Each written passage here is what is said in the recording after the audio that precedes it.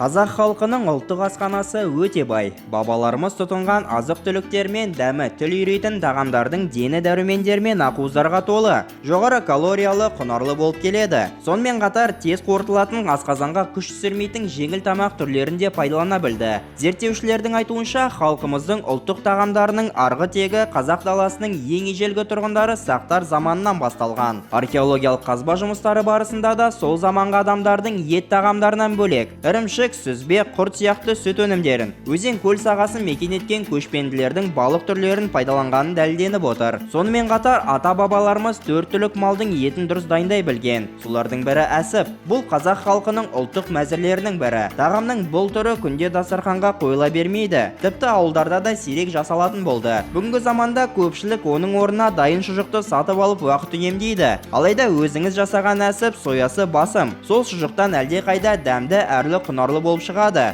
Әсіпті жылқының ішегінен, қойдың бүйінен жасайды. Ол үшін қойдың ішегін айналдыра тазартып жуып алады. Аймағымызда ұмытылып қалған тағамдарды дайындаумен айналысатындар саусақпен санарлық. Қазынагүл Қылышбайқызы Екібастұзда жастарға шеберлік сабағын өткізеді. Бүгінде мәдени ұйымдастырушы өзінің дайындық тәсілімен бөлісті. Мен сіздерге бүгін қазақтың ұмытылып кетіп бара жатқан тағамдарының бірі әсіп деген дайындамақшымын. Әсіптің неше түрі болады. Ал бүгінгі біздің дайындалға жатқан әсібіміз бұл өте ерекше. Бұл қойдың ұлтабарынан жасалмақшы. Ал жасап көрейік онда. Бұны жасау үшін ең бірінші қойдың ұлтабарын жақсылап тұрып жуып, тазалап, дайындап аламыз. Одан кейін бұған тартылған ет, оған аздаған күріш қосуға болады. Дәміне қарай сарымсақ, бұрышын бәрін қосып, жақсылап тұрып, араластырып, мына қойдың ұлтабарының ішіне саламыз.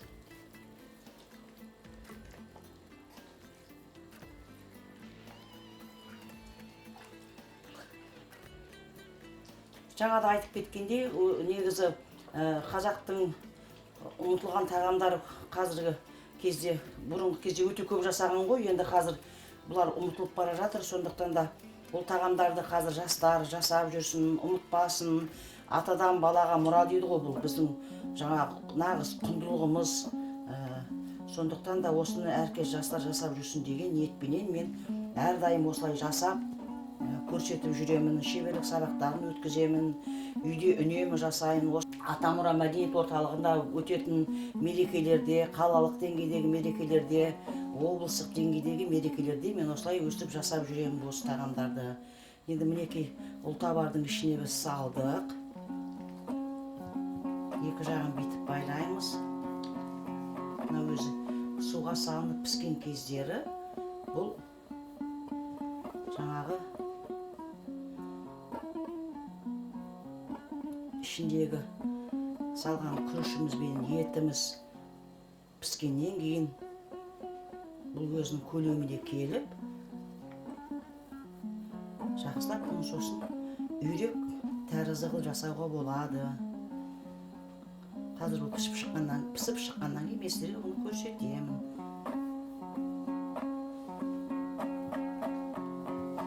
Өте күрделі. Енді бұны жаңағы қазанымызға салып қайнатуымыз керек.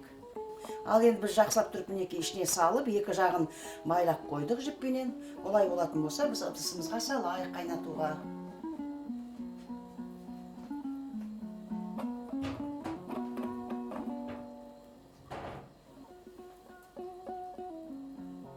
Бұл енді 1 сағаттың ішінде қайнап піседі.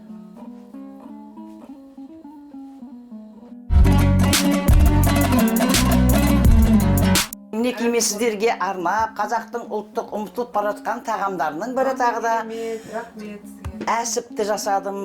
Мына бір түрі бұл қойдың ұлтабарынан жасалған әсіп. Мынау енді жылқының ішегінен жасалған әсіп. Үйрек пішіндесі жасалған? Иә, үйрек сияқты, түрі үйрек сияқты. Бұл 1 сағаттан аса піседі, өйткені ішегі бәрі жұмсақ. Жас жылқыныкі, ішіндегі жаңа тартылған ет. Сосын жаңа күріш қосамыз. Мен өзім бұның ішіне жаңа айтып отырмын ғой. Сиырдың да етін қосуға болады, жаңа жоқ болса енді әркез енді қолда бола бермейді ғой енді жылқының еті. Сондықтан да сиырдың да етін жасауға болады. Керемет. Ал енді сіздерге ас болсын осыдан енді дәмі қалай болады екен. Көріңіздер. Бұл енді әсіп деген тағам ғой, ұмытылып кетіп бара жатқан. Бұны күнделікті жасап отырса да болады.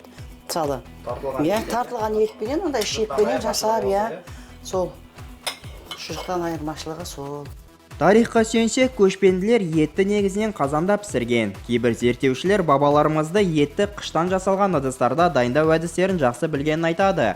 Оны көне қалаларда жүргізілген археологиялық зерттеулерде растап отыр. Алайда ежелгі көшпелі тайпалардың күнделікті өмір дағдысы мамыражай тірліктен гөрі аттың жалы түйменің қомы, яғни үнемі аттаныс жайында өткені белгілі.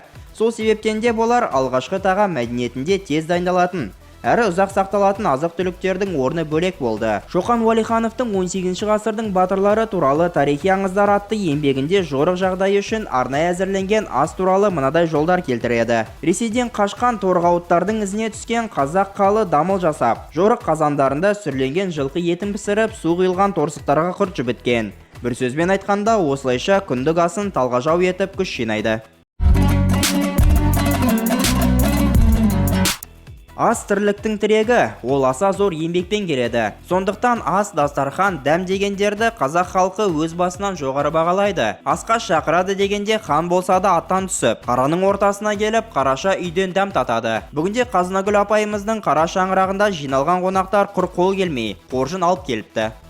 Енді мына көптен күткен, чөлдеп жүріп күткен немереңе өз қолымнан жасап әкелген бұйымым. Жарет, мынау келінге келгенім болатын, саған. Рахмет апай. Енді мынаны мен өзім арнайы. Мына Монғолиядан әкелген пұлдар. Міне. Мынаны немереме жамылсын деп бұлай көрпе тігіп әкелдім. Керемет.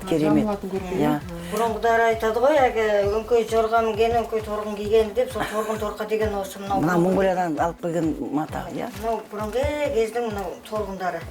Торғын деген мата. Торғын мата, жібек мынау. Жібек, онда немерем де осы жібектей сызылып, осы қаншалықты берік болса, жаны сондай берік болсын деп. Ой, рахмет. Солай арнап алып келдім. Өз немередеріме де туған сайын осылай тігіп берем. Керемет қандай, керемет. Ол немереге жабасыз деп айта алам енді. Ой, әумин. Ой, қандай. Немередерің артынан ере берсін, шөйлері көруге Алла нәсіп етсін. Рахмет апай. Көп рахмет апай. Алла разы болсын сізге. Кеше кәне бір күн ғана болды, асығыс болдым, енді ниет алмадым. Керемет. Мынаны қараңызшы, сөмкені қараңызшы, көйлек сияқты тіккен, Апи төктім. Енді осыдан кейін ұл бала келетін шығар. Ұлды боласың, енді ұл бала бол енді. Әумин апай, әумин, рахмет. Қазақтың күні той-томалақсыз, қуанышсыз өтпеген. Сәлде болсын жақсы жаңалығын ұлан асыр қуанышқа айналдырған елдің үйі мен шаңырағы қонақтан босаған емес. Бұл ұлтымыздың қанына сіңген, сүйегіне біткен қасиет. Сондықтан өзінің көңіл күйін дастархан басында әнмен өрнектеп, жырмен жылатқан. Бүгінгі кейіпкеріміздің жанұясы да мұндай тамаша салттан ада емес болып шықты. Дәмді астан кейін дәстүр бойынша бата беріледі. Дастархан басында түрлі жиын тойларда адам өміріне кездесер ірілі ұсақты қуаныштар. Той қуаныш иесіне арнап қол жайлады. Бұл ежелден келе жатқан кең таралған дәстүрлердің бірі болып саналады. Асыңа, береке берсін басыңа. Оң жағыңа қарасаң, алтыннан терек орнасын, сол жағыңа қарасаң, күмістен терек орнасын. Еш жамандық болмасын, аман болсын, мал басың, қыдыр болсын жолдасың. Денсаулығыңыз зор болсын, дастарханыңыз мол болсын.